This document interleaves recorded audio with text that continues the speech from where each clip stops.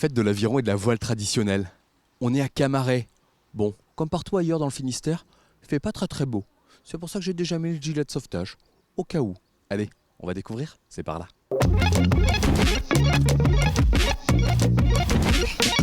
C'est quoi comme petit bateau? Alors ce sont 2 Doris, donc type portugais. D'accord. Et ça c'est le mien, mais il est unique. Hein. Vous n'en verrez nulle part. C'est de la fabrication maison, quoi? C'est un ami qui est charpentier de marine à Plouer-sur-Rance, D'accord. sur la Rance, entre Saint-Malo et Dinan, et qui l'a fabriqué. C'est petit, c'est original, vous devez ne pas passer inaperçu quand vous vous baladez avec ça. Aussi, oui. Oui. Ouais. C'est fait. On y tient à 2 ou pas? Non, à 2 c'est dur. À 2, mais bon, pour avironner, c'est une seule personne et on peut godiller aussi. Alors, et l'utilité, c'est pour de la promenade tout simplement? Uniquement pour les fêtes maritimes. D'accord. Voilà. Donc plusieurs sorties dans l'année du coup? Ah, complètement. Complètement. Là, on arrive de la route du sable. Vous êtes venu en godillant? Les 2 bateaux sur la remorque. D'accord. On arrive de Saint-Malo.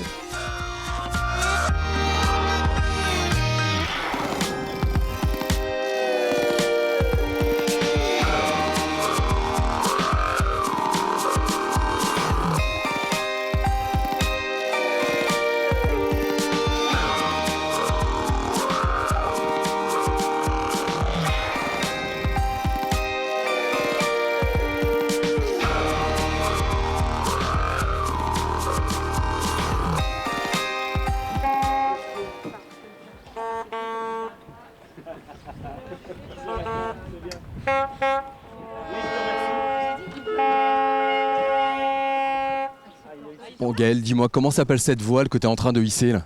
Ah, ça c'est la grand voile. C'est la grand voile, Tout simplement. Voilà. Ça c'est fait. Et l'autre c'est la petite quoi?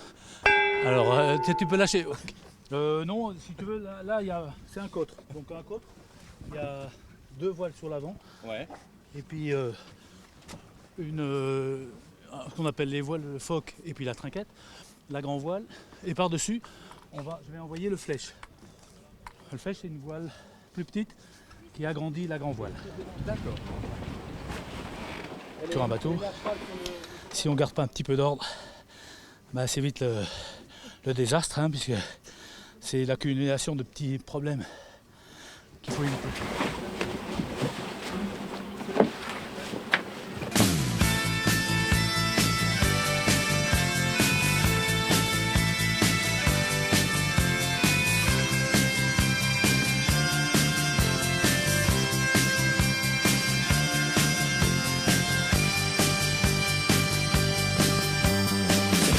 Fallait que je t'en parle car je l'ai dans le cœur comme tu crois pas. Quand je suis pas dedans c'est pas normal à croire que le monde n'existe pas. C'est pas fait pour les cons qui râlent après la pluie ou je sais pas quoi. Moi je l'aime mieux sous un ciel qui chie balayé par un vent noroît. Là-bas c'est la mer qui donne et qui reprend quand ça lui plaît. Ce putain de glas qui résonne quand elle a repris tout. Tout va bien, on est prêt à partir.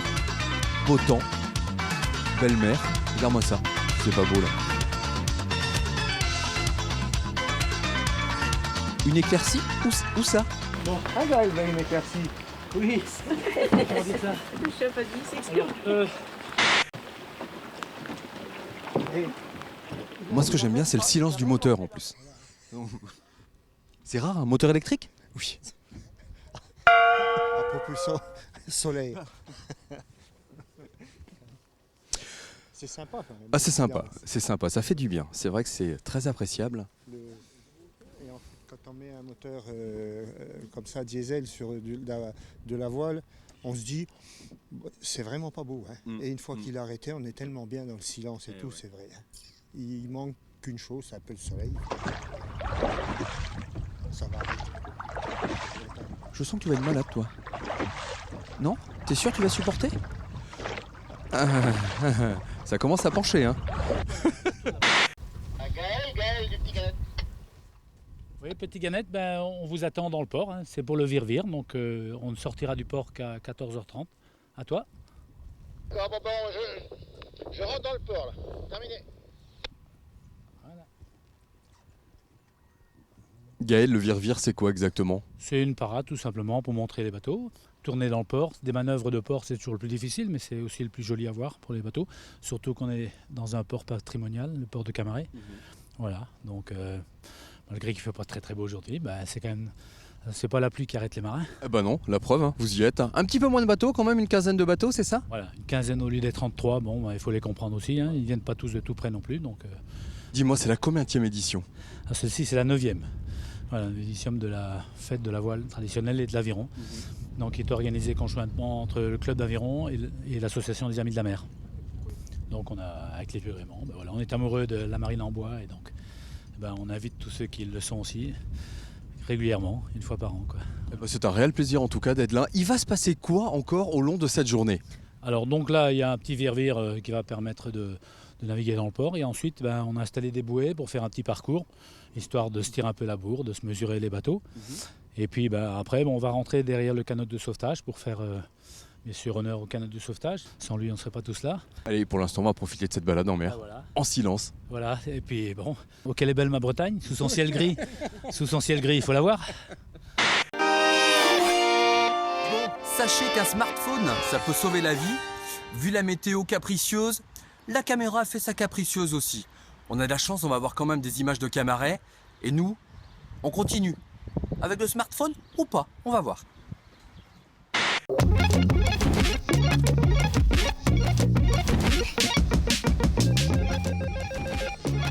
T'en auras pas besoin? Pas besoin du smartphone? Ça fonctionne. On a bougé un petit peu. On est à Morlaix. C'est la journée bretonne qui devait avoir lieu en ville, mais du fait de ce qui tombe, c'est ici, à Langolvas. On va découvrir? C'est parti.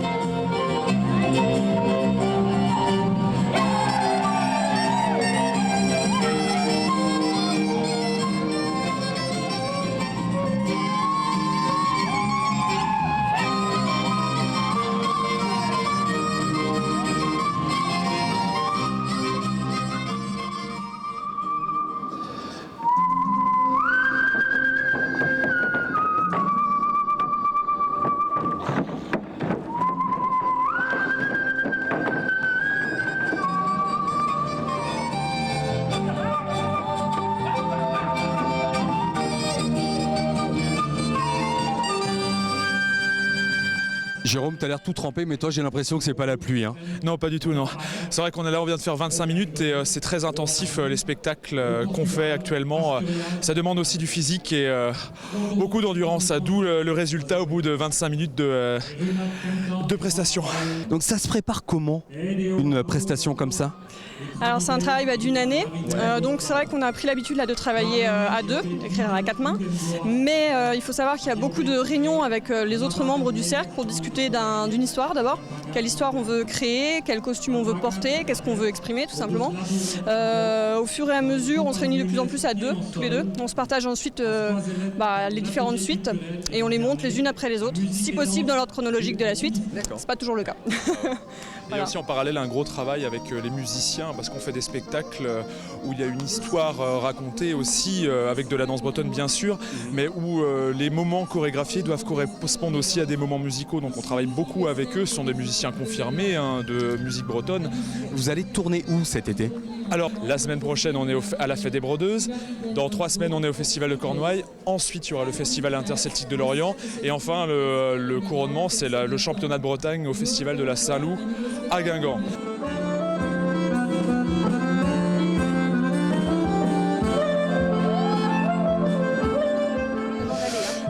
Justement, il est où le... Ah, il n'y en a pas pour moi? De quoi? Ah, c'est parce qu'on n'est pas de la même couleur en fait, c'est pour ça que j'ai pas de demi. Bon, vous êtes remis un peu de votre prestation? Ouais, ça va, tranquille. Ouais. Non, on a pris du plaisir, c'était bon quoi. Ça fume, regarde. Ça fume, tu vapotes.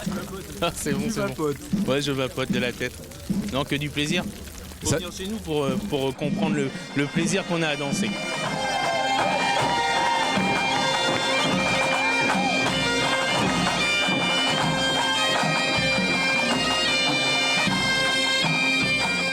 Dis-moi, tu m'en fais une petite? Oh bah je veux bien. Tu peux la faire en combien de temps? Ah j'ai jamais calculé. Moi je la fais en 4 secondes et demie. Ce sera pas possible. Allez c'est parti.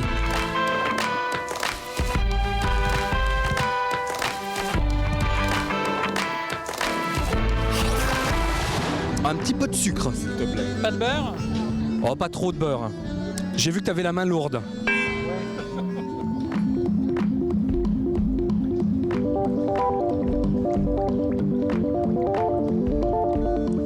À chaque ça valait le détour, sa dégustation.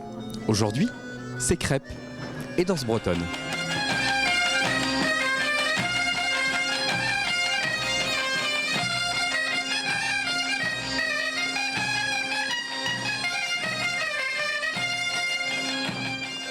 Agnès, le bel été à Morlaix, malgré la pluie, ça y est, on y est? Oui, exactement, vous voyez, il faut garder le bel. Voilà, le beau fest-noz, la belle fête, le beau bagade, les beaux cercles. Et pour l'été, on s'en accommode. Bah, ça va revenir, a priori rapidement. Je suis sûr que pour les autres événements, ça va le faire. Ça sera au soleil, en ville de Morlaix. Aujourd'hui, c'est un petit peu délocalisé, cette fête bretonne, mais que de talent, hein. Exactement. On a toujours un plan B, heureusement, parce qu'il y a tellement une telle ferveur et puis un tel talent et une telle joie aussi. Bon, l'un des moments phares de l'été morlaisien, ça va être quoi pour vous?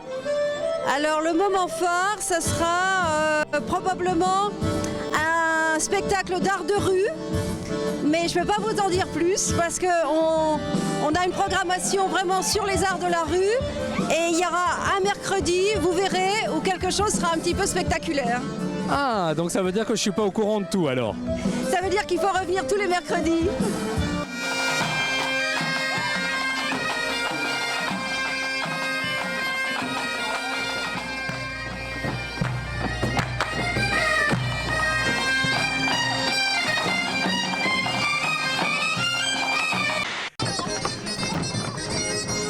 Bon, il va falloir m'apprendre à danser, un TBO, on sait pas danser. Hein.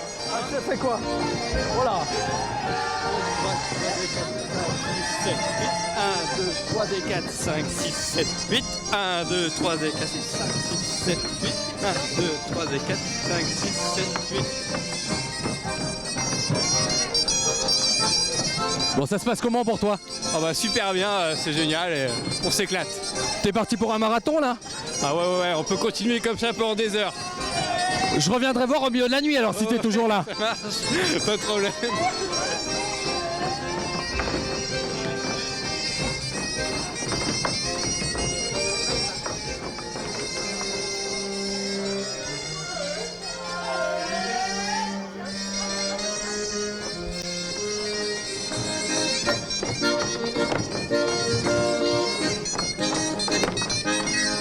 Ah, je le sens bien là. Là, je vais prendre un cours de danse là. Là, entre les deux là. Là, je vais prendre un cours de danse. Ah, je sais pas comment. Allez, hop. Comme ça, voilà. Ah, mais faut m'apprendre à les pieds aussi. Hein. Alors bah il faut commencer du pied gauche. Commencer du pied gauche. Mais tous les matins, moi, je commence du pied gauche. Ah bah c'est parfait. Bon, ça se passe comment? Bah très bien. Alors c'est en 8 ans. D'accord, en 8 ans. Alors on commence du pied gauche. Ouais. Et ça fait alors. Gauche, droite, gauche, droite, gauche, droite, gauche, droite, gauche, droite, gauche, droite, gauche, droite. Une petite question. La musique bretonne, ça a quelle importance pour toi? Là, c'est une part importante de ma vie. C'est tellement fort la musique bretonne que j'ai même pas entendu. Tu disais? C'est une part importante de ma vie. Parce que je danse depuis... Tu disais que tu danses depuis? Depuis 11 ans.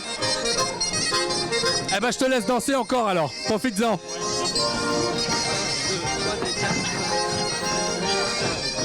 C'est la mairie qui est à l'initiative de cet événement, mais pas que, il y a derrière des associations. Quelles sont ces associations qui interviennent dans la journée bretonne? Les associations morlaisiennes qui interviennent sont donc KLT, qui est la fédération des associations bretonnes, de culture bretonne de la région de Morlaix. Il y a évidemment le bagade de Morlaix, le bagade montrelaise, et les corollériennes, donc le cercle celtique. Bon, et c'est un succès, on peut déjà dire, c'est un grand succès déjà. Voilà, c'est un succès avec la participation d'autres cercles, d'autres les bagadous. Et on aurait aimé que ça se passe effectivement en plein air, mais bon, on a une solution de repli, et puis je crois que les personnes présentes étaient très contentes.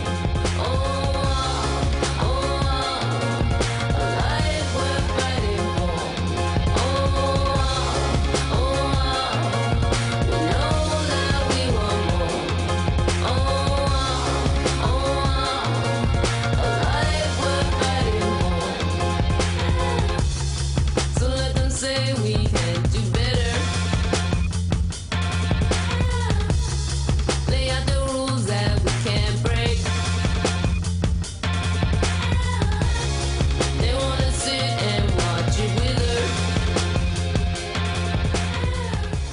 Tu la connais celle-là? Ouais. C'est vrai? Ouais, je connais. On y va? Ouais, si vous voulez. Tu m'apprends alors? Ouais. Aïe. Bon, je pose le micro et on y va. Ok, d'accord. pas de soucis.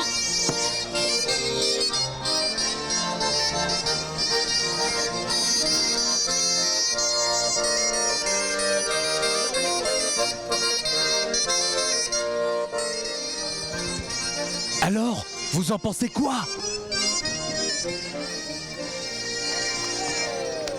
Eh ben merci. Tu crois que je peux rentrer dans un cercle? Oui, je pense, oui. C'est alors, soit je rentre dans un cercle et j'arrête ça valer le détour. Tu me conseilles quoi? Je vois. Allez, pour l'instant, c'est parti au pays du Fesnoz. On se retrouve tout à l'heure au pays des fleurs. Moi, je vais danser maintenant.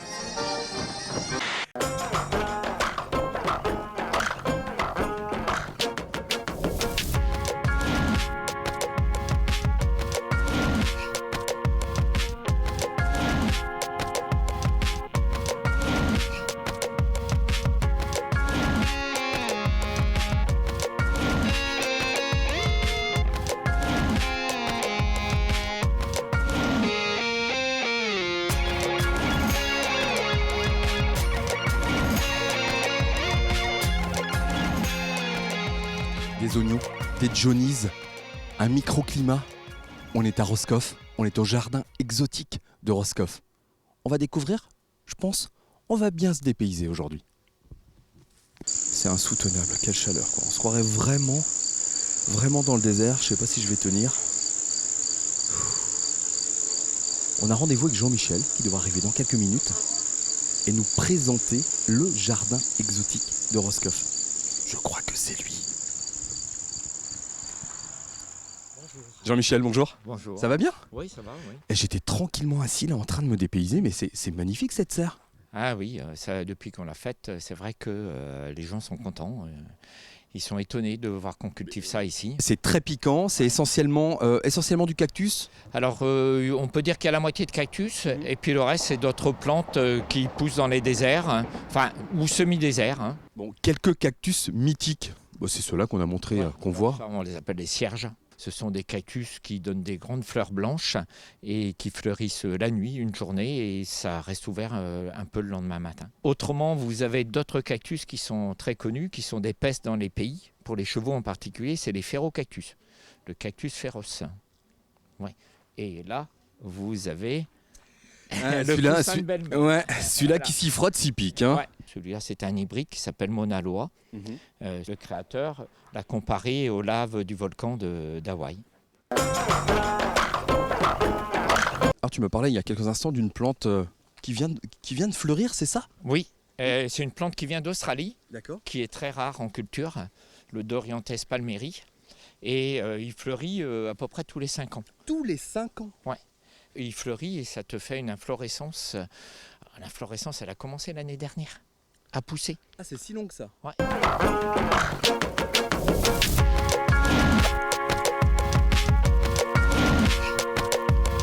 Je suis désolé, je suis lent à marcher parce que je connaissais pas le jardin exotique de Roscoff. Et c'est vraiment... Mais il y en a combien des plantes? Alors, on a entre 3000 et 3500 espèces, espèces cultivars, des variétés, quoi. Parce qu'on est complètement exotique, oui, mais on est complètement dépaysé, c'est bien vrai. Oui. Alors, nos plantes viennent d'Afrique du Sud, d'Australie, d'Amérique du Sud, Mexique, voilà, principalement. Il peut y avoir aussi quelques plantes de Chine, et quelques plantes européennes. Si le jardin est là, c'est pas innocent, c'est à cause du microclimat? Alors, il y a 3 raisons. D'abord, derrière nous, on verra tout à l'heure un rocher de 18 mètres de haut, composé de granit complet. Et donc, ce granit emmagasine de la chaleur pendant la journée. Là, ça, c'est une des raisons pour lesquelles il ne fait pas froid autour en hiver. L'autre raison, c'est qu'on est au bord de la mer et que sur la côte nord, on sait qu'il y a la dérive nord-atlantique du Gulf Stream qui passe. Et ensuite, Roscoff est sur une presqu'île, ce qui fait le microclimat de Roscoff. Et ici, le jardin, c'est la partie la plus douce de Roscoff. Ce qui est dommage, c'est que j'ai encore oublié ma crème solaire. Oui, tant pis. À mes risques et périls, quoi. Oui, c'est ça. Bon, on va la voir, cette belle plante. Oui.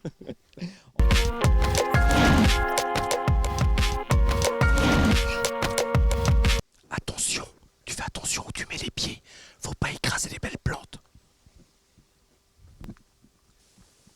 Donc ça, c'est une ronce, tu disais, venue du Japon. Oui. Une ronce du Japon. Elle ressemble énormément à nos ronces locales, mais bon, si tu dis qu'elle est du Japon... C'est une ronce typiquement bretonne. Hein. Donc la voilà. Voilà. Tiens, hop. Une qui m'embête. Ouais. Rappelle-moi son nom. Doriantes palmeri. Elle vient d'Australie. Ça mord pas? Non, ça mord pas. T'es sûr? Il n'y a pas d'odeur non plus. C'est une plante qui n'est pas rustique du tout. Elle n'aime pas le gel. D'accord. Donc, c'est compliqué. Ouais. Voilà. Bon, ça, tout le monde connaît. C'est un palmier des Canaries. Mais par contre, au jardin exotique de Roscoff, le palmier ou les palmiers des Canaries font des drôles de fruits. Un bananier du Japon, et vous en récoltez de temps en temps les bananes ou pas? Ah, il y a des bananes, mais elles ne sont pas mangeables. Ah. Elles sont toutes petites. D'accord. Et c'est vraiment un bananier du Japon? Ah, il s'appelle bananier du Japon, parce que les Français l'ont trouvé au Japon, mais en fait, il vient de Chine. D'accord. Bon, pour manger des bananes, il va falloir attendre un petit peu.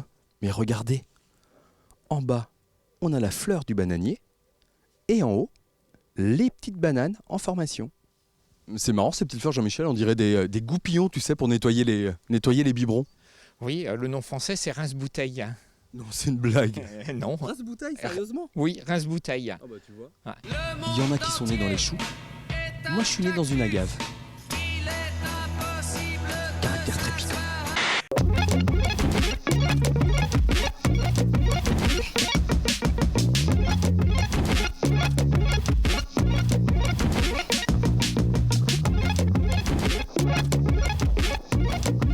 Faire attention quand même. Faire attention où on met les pieds pour ne rien écraser. Hop. Dis-moi, c'est quoi ça? C'est un pouillat. Et celui-là, il vient de Bolivie. On ne connaît pas son nom. Le pouillat, c'est la fleur du faut pas se pouiller, c'est ça? Non, oui. Bon, par contre, une chose qui est très compliquée dans le domaine des plantes, c'est les prononciations. Là, ça vient d'Afrique du Sud. Et ça s'appelle le Cnifophia. Cnifophia. Voilà. Tu retiendras? Le tison de Satan en français. C'est la belle plante. Vous cherchez qui? Je cherche Lucifer. Non, ça se trouve, c'est pas Roscoff. C'est pas ici. Faut aller beaucoup plus loin. Non, mais on l'a en plus, Satan. Vous l'avez? Mais il coûte très cher. Il est où? Invendable. C'est moi. C'est celle-là. D'accord. Hop.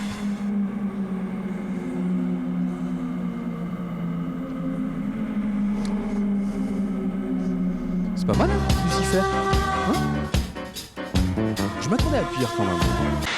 C'est la combienième édition des Fleurs Océanes? C'est la 5e édition des Fleurs Océanes cette année. Et c'est quoi exactement les Fleurs Océanes? Il y a le jardin exotique, il y a les Fleurs Océanes. Voilà. Alors les Fleurs Océanes, c'est un mixte entre l'océan et la mer, et l'océan et les fleurs.